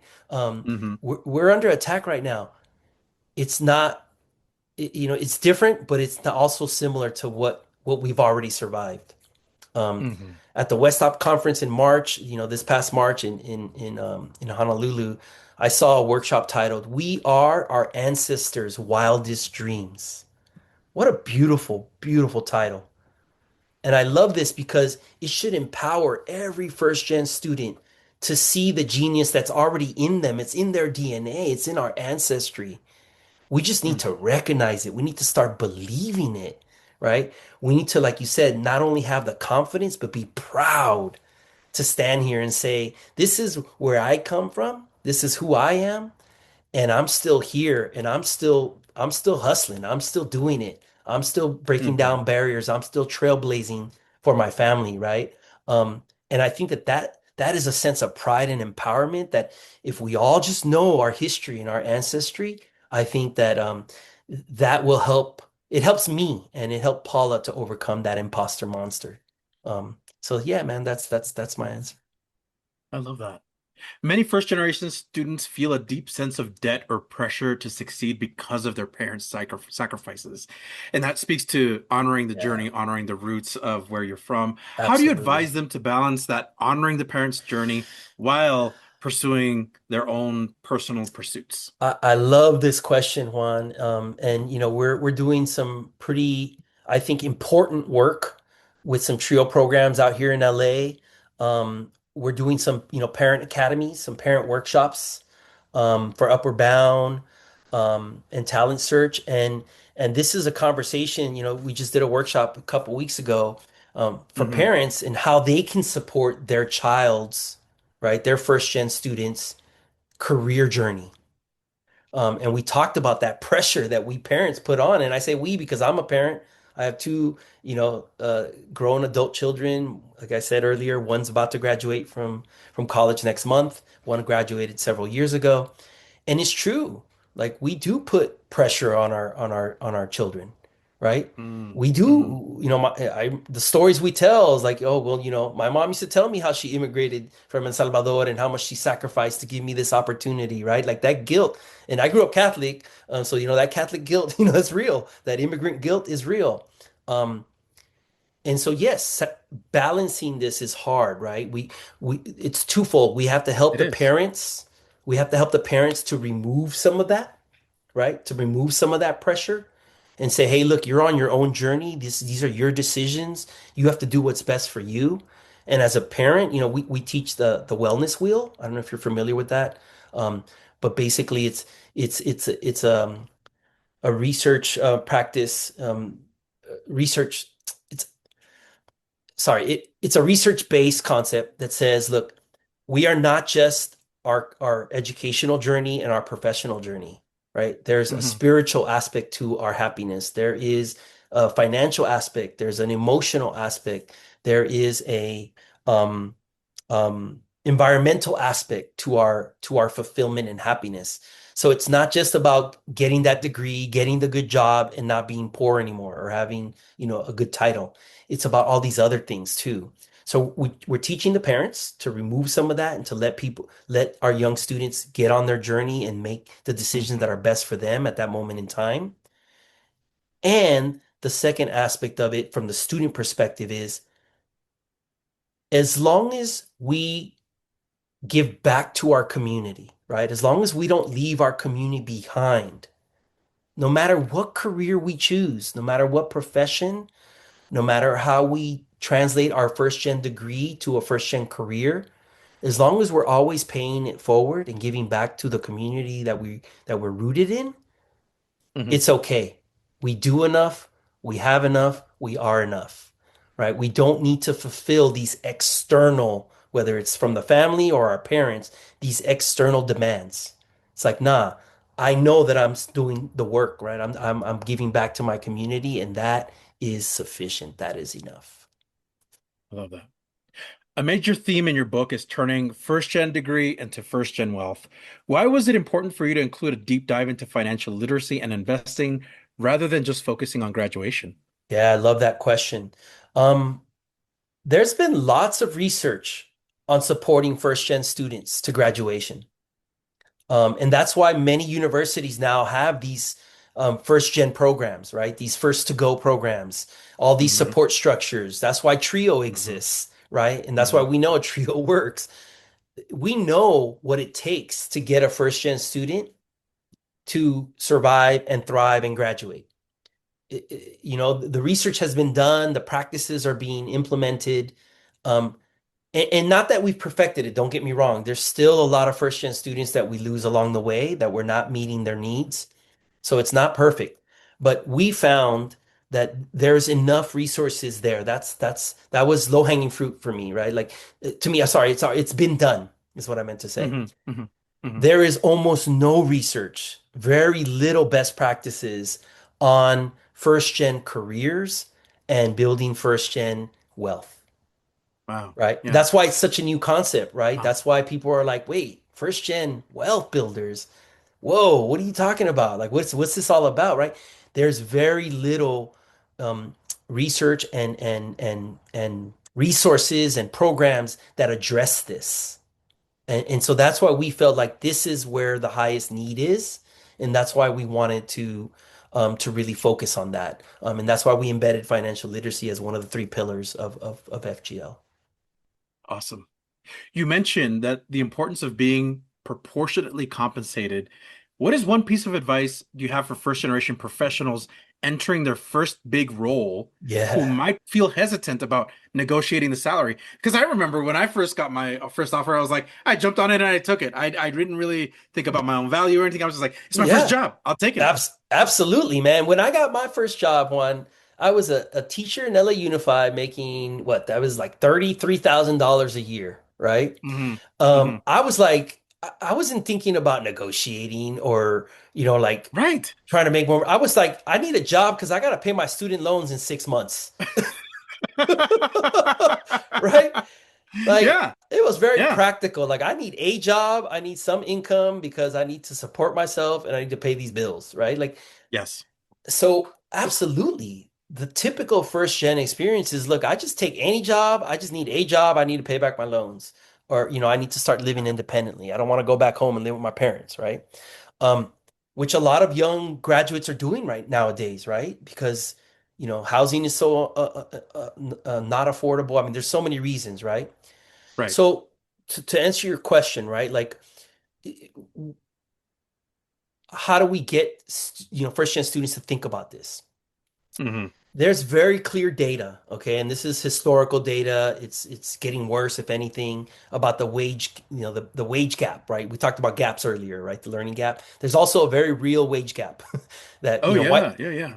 Yeah. males are getting paid more than their white female counterparts, and they're getting paid more than other non-white females, and of course, getting paid more than underrepresented groups, right? Black and brown Hmm. people. Um, Hmm. and the data is real, and the research shows that one of the reasons, not the only reason, but one of the main reasons why there's this wage gap is because this first job out of college, it sets the bar for starting salary. So Hmm. if somebody starts at, let's say, 10,000 below or $15,000 below their peers doing the same job with the same title, right? It's going to take them two or three raises or two or three promotions or different jobs Oh to catch man. up. Yeah. So the way it's like our first gen journey, right? If we start the race 10 seconds after everyone else, and we got no running shoes and we got 50 extra pounds to run with, how will we ever catch up? Yeah, Right? Right? truly. So, so that's why, that first job out of college, it's so critical for our first gen college graduates to know you gotta do your market research on Glassdoor, on Indeed, or now we have AI, right? You have to know what is the other person with the same qualifications, with the same job title getting paid. And why am I being offered $5,000 or $10,000 less? Right? And the answer to me is really clear. History has repeatedly told us corporations and businesses have one sole purpose: to make profits for their shareholders and investors. Hmm. History has repeatedly told us that when time and time again, if the businesses improve their profit margin by reducing labor, right? Anybody that runs a business knows you have to reduce your labor costs in order to increase your profit margin. This is business 101. Therefore, by definition, there will always they will always try to employ someone for the same job and pay them less. Mm. Hmm. Right? Once we understand this, this is the capitalistic economy. This is how it works, right? This is the deal. This is why companies are making even companies that are making record profits, right? Their profit margin is the highest it's ever been.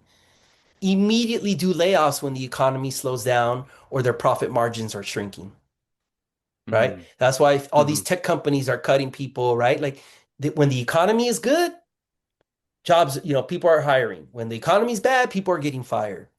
So once Hmm. we understand, like, look, I'm fighting against this system, right? Like my worth, I need to be proportionally compensated against this system because the system will always try to pay me less. Hmm. So I think once I explain that to our seniors in college, they're like, oh hell yeah, I have to do this, right? Like I have to Absolutely. negotiate, I have to counter the offer. I have to, or at the very minimum, I have to confirm that I'm getting paid the same as my Hmm. peers, right? Absolutely. Um, Absolutely. and then I would even argue because we're first gen and we've had to work harder and catch up and close those gaps and all the things we talked about earlier, I should be paid more. What are you talking about? Pay me less. Give me more. Pay me more. Like, I did way more than my peer to get in the same room. I've overcome way more obstacles and I'm a hustler. I'm resourceful. Like all those positive traits that we discussed merit for us to get paid more, not Hmm. just the same. Hmm. So, Absolutely. so that's my take on that, man. I liked it. Very good take. You Thank you. describe the US university system as a place where the roadmap isn't always clear for everyone. So it's very Mhm. murky for a lot of first generation students. I equate it to like navigating within a fog. Yep. What is the one hidden rule of academia you wish you had known when you started your program at UC Davis or starting your master's at UCLA? Yeah, that's a great question, man. And I wish I could narrow it down to one. There's so Yeah, many hidden rules, right? Like it's hard for me to narrow it down to one. But I guess if I had to, right? I think the one hidden rule that I would want every first year student entering college to know is that despite not always feeling welcomed, Mhm. remember they need us just as much as we need them. We bring diversity of experience, of thought to a space of learning that desperately needs it. So And true. and the research shows this, right? That's why most universities are trying to keep, most private schools are trying to keep their affirmative action programs. And in the public schools that don't have affirmative action, that's why they have a holistic review in the UC system, right? Like because they know that this diversity will improve the teaching and the learning that happens in these educational institutions. And even Hmm. though we don't feel welcome sometimes, we have to understand they need us just as much as we need them. Um, So true. and, Yes. and I think that would be my hidden kind of rule. It's like, don't forget that. Um, and one thing I want to add to this, and I know you didn't ask this question, but I feel like I have to plug this because Yes, these hidden rules don't stop after you graduate from college.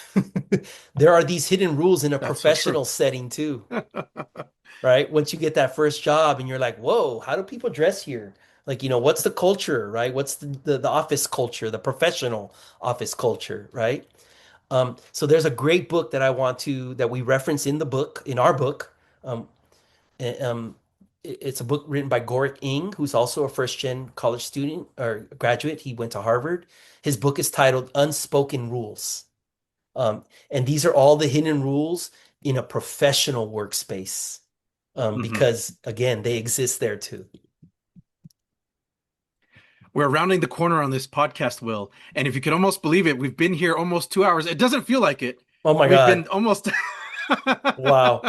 but it's been a pleasure talking to you. So now, as we round out this corner of this Yeah. podcast, what advice would you give to trio professionals? Yeah, great question. Because professionals, and this is what I love about Trio. It comes full circle. Many of the Trio professionals that I've worked with were Trio alums. They were Trio students, just like Paula and I, right? We're both Trio alums at UC Davis.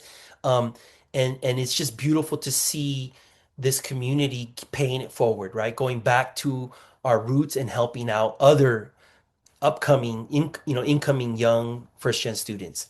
Um, so my advice that I would give trio professionals is, and we write, this is really part two of the book. So chapter five is dedicated to the struggle of balancing self-personal actualization with our community actualization. I've found that, like trio professionals give their heart and soul to their students, to their communities, right? Sometimes to our detriment, right? Sometimes Mm, to our own detriment. hmm. My advice would be find the right balance of serving our students and our community and making sure that we're taking care of ourselves too. Hmm. We talk about the wellness wheel in that part of the book. But basically, the general concept is we have to fill our cup in order for us to be able to pour ourselves onto others, right? And we have to have the right balance because, burnout is a real thing. And Yeah. if we're not okay ourselves, then it's hard for us to make sure that our students and our parents and our communities are okay. So that would be my advice to our trio professionals. I'm going to flip the script now. What Mhm. advice would you give to trio students? Yeah, yeah, no, thank you. I think one of the reason why we titled our book Dear First Gen is because they're letters to our younger selves, right? Advice I wish I had known at that point in my life. So I hope we have enough time. I want to Oh, yeah. read Yeah. Yeah. Go for it. the final letter of the book because I feel like this is the advice that I'd like to give to trio students. The chapter is titled First But Not Last, because although we might be the first in our families to graduate with that bachelor's degree, we certainly will not be the last. Um, so, dear First Gen, every First Gen student is on their own unique journey, trying to navigate their complicated and difficult personal labyrinth. It certainly feels like they are alone and sometimes lost. But as we have shared in this book, they are not. They should not be alone. Paula and I have tried to open our hearts and tell our first gen story with the hopes of supporting others. We hope some stories resonated with you. We wish for you to take some of our lessons learned and adapt the learning to your own journey. Like most learning, we have to take new information and integrate it into our existing personal knowledge of how the world works. We have shared our story, and in return, we ask you to live and share yours. It goes without saying that your desires navigate that, sorry, it goes without saying that your remarkable journey will be different. You must walk your own path, follow your own desires, navigate your own labyrinth, and decide what is best and enough for you. Like almost every first gen experience, it won't be easy. Sometimes you will reach crossroads and have to choose which way to turn. Sometimes you will find clear paths forward. Sometimes you will feel like you have arrived. You will feel like you are exactly where you need to be. All the mistakes that shaped you will make sense and illuminate themselves as important turning points in your life that you need to reach, that you needed to reach your current destination. Rather than consider these mistakes to be speed bumps that slowed you down, you will appreciate them as critical springboards towards living your best life. I hope that you feel this more often than not. Paula and I hope that you trust yourself and step into your genius. Let go of all that self-doubt because all the answers are within you. Give yourself some grace and remind yourself of all the obstacles and challenges you have already overcome to get to this specific point in time. Appreciate and internalize your genius.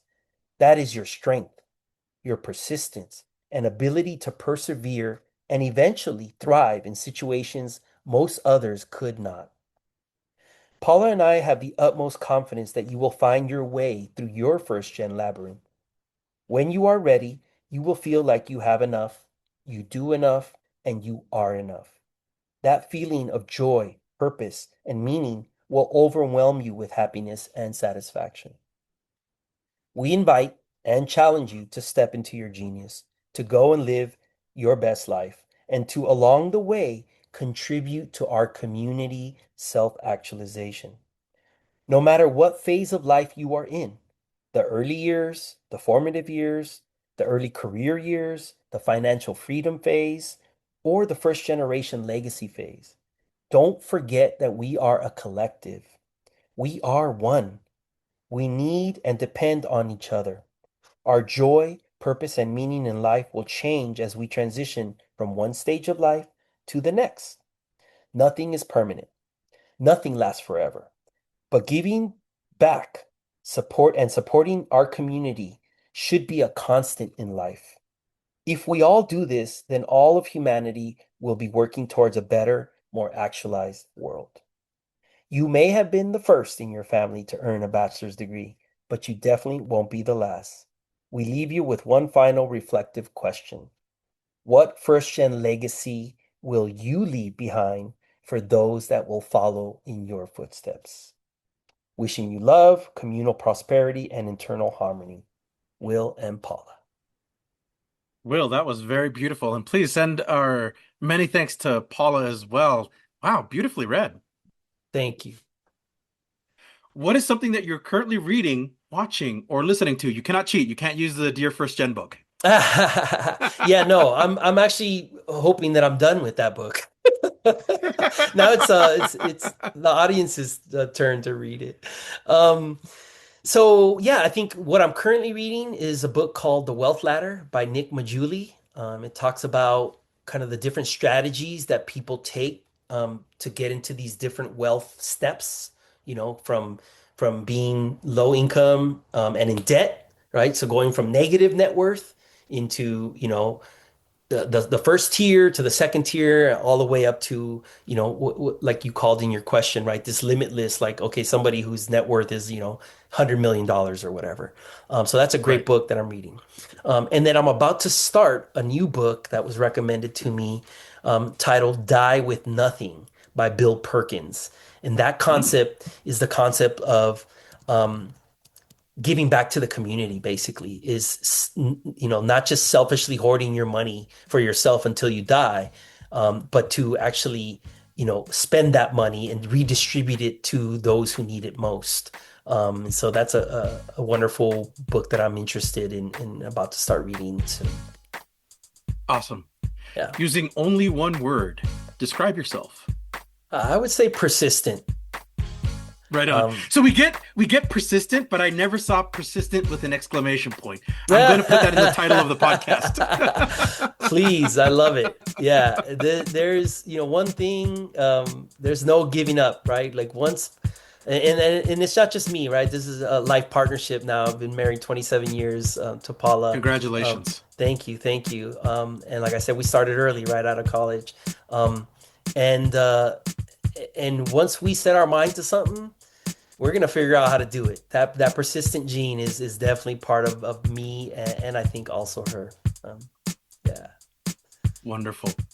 Will, thank you so much for giving us a bit of your time today and for talking about your book, Financial Literacy, and all the strategies to help students be successful in life. Thank you so much. It's been absolutely my pleasure. It didn't feel like 2 hours, so I mean, definitely, it didn't really. It went fast in my mind. It was an honor. I really am grateful to you for the invitation and getting this information, out to our first gen community and our TRIO community. So, thank you so much. It was my honor. Absolutely. We have a tradition on the Let's Talk TRIO podcast where we have the guest do a sign off. Do you care to do the honors? I'd love to. Hi. This is Will Herrera, co-founder of First Gen Legacy and co-author of the book Dear First Gen. And TRIO works. Are you a participant, alum, or staff of a TRIO program? Do you want your program highlighted? You or your program could be featured in an upcoming episode of Let's Talk TRIO. Get a hold of us by going to our Facebook page or Instagram and send us a direct message. Search for Let's Talk TRIO. We want to get your story to the public. You just heard from our guest, William Herrera. Thank you, Will, for being on the podcast and for sharing your journey. Remember, if you would like to be on the Let's Talk TRIO podcast or know a staff, advocate, participant, or alumni, send us an email at letstalktrio@gmail.com. That email again is letstalktrio@gmail.com. A heartfelt thanks to our individual supporters, Angelica Villalpando, Dr. Jamie Motley, Dr. Ryan Barone, Dr. Jeff Naputi, Angelica Valdez, Rosario Riley, Felicia Rivera, Eric Lemaster, Jeff Calden, Rick Martinez, Don Blue Sky Hill, and Jaded Electronics. Thank you to our corporate sponsors, TrioJoblist.com, Nosotros Education Center, Longsdale Publishing, Student Access, and The TRIO Store, powered by Proforma. Visit www.thetriostore.com, your source for TRIO graduation stoles. Thank you all so much for your continued support of this podcast. You too can sponsor the Let's Talk TRIO podcast in one of three ways. Become a monthly patron on Patreon. Our base level starts at $1 a month. Become a corporate sponsor by placing an ad on the podcast. Contact us for details. Become a supporter with a one-time donation to the podcast business PayPal account. Our business handle is @Let'sTalkTrio. I'd like to take a moment to thank our honorary members of the Let's Talk TRIO podcast, Roderick Chambers, Tony Ho, Scott Kendall, and Susan Cramp. The Let's Talk TRIO podcast team is John Russell, audio engineer, music producer and composer, and post-production editor. Amelia Castañeda, script supervisor, marketing manager, social media manager, and producer. Juan Rivas, executive producer and host. Be sure to follow the Let's Talk TRIO podcast on Facebook, Instagram, and YouTube. This episode was recorded Thursday, April 30th, 2026. Thank you all so much for listening, and we will catch you on the next episode.